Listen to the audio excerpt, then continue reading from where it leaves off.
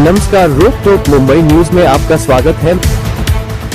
Iran पर Israel द्वारा की जा रही जो अंधाधुंध बमबारी है या जो टारगेटेड हत्याएं हैं, उसने न सिर्फ पूरे क्षेत्र में तनाव और बढ़ा दिया है, बल्कि वहां पर फंसे भारतीयों पर भी संकट और गहरा हो गया है। एक और बात है कि वहां पर फंसे जो भारतीय हैं वो मजबूर होकर सरकार से मदद की गुहार कर रहे हैं, लेकिन मोदी सरकार ने अभी तक हिदायतें और छोटे मोटे कदम उठाने के अलावा कोई ठोस बड़ा निर्णय नहीं लिया है।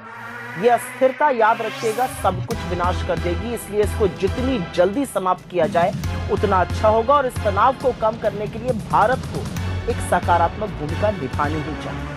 लेकिन क्या भारत खुलकर शांति बहाल करने के लिए बोलेगा, या फिर हम एक बार फिर से अपनी नैतिक जिम्मेदारी से मुंह मोड़ लेंगे, जैसा कि हम आजकल हाल के दिनों में करते आए हैं? याद ही होगा आपको 12 जून 2025 संयुक्त राष्ट्र यूनाइटेड नेशंस में गाजा युद्ध विराम पर मतदान से हमने अलग रहने का निर्णय किया।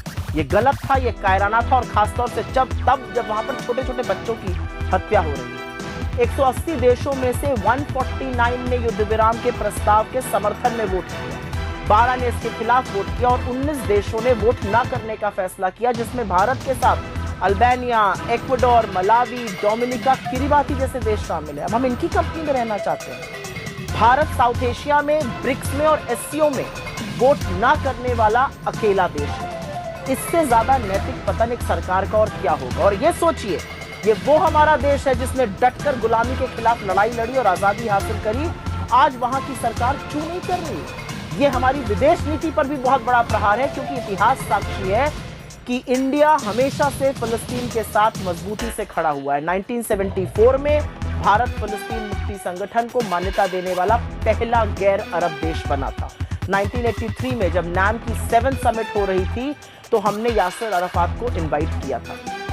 1988 में औपचारिक रूप से फिलिस्तीनी राज्य को हमने मान्यता दी थी। हमने हर बार विश्व में कहीं भी हो रहे अन्याय के खिलाफ मजबूती से आवाज उठाई, और इसलिए भारत ने आजादी के बाद अपनी पहचान बनाई थी। वो पहचान असल में दुनिया की नैतिक धुरी है, सही और गलत का अंतर है। पर आज कायर सरकार और कायर नेतृत्व उस इतिहास को मटिया मेट कर रहे हैं। अब भारत इजराइल के आगे नतमस्तक है। एक ऐसी सरकार जो गाजा में छोटे छोटे बच्चों पर हो रहे जुल्म, अत्याचार और बर्बरता पर स्टैंड न ले सके, उस सरकार की न सिर्फ आत्मा मर चुकी है, बल्कि वो विश्व में किसी का भी नेतृत्व करने लायक नहीं है। फोटो खिंचवाना और लपक लपक के गले मिलने से थोड़ी दुनिया भारत की इज्जत करती है। दुनिया भारत के आदर्शों, हमारे मूल्यों, हमारे सत्य, हमारे साहस का सम्मान करती है।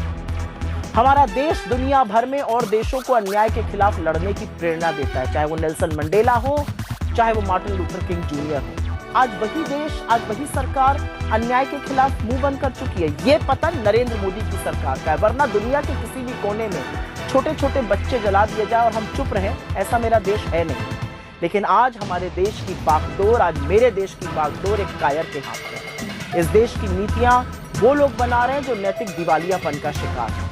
हमें गाजा में युद्ध विराम के पक्ष में वोट करना चाहिए था, और हमें ईरान और इजराइल के बीच में हिंसा और तनाव को खत्म करने के लिए हर संभव प्रयास करना चाहिए। विश्व का नेतृत्व करने की अगर चाह है, तो कायरों की तरह मुद्दों से भागने से या चुप रहने से बात नहीं बनेगी मोदी जी। आपका नैतिक पतन मेरे देश का सिर नीचा है।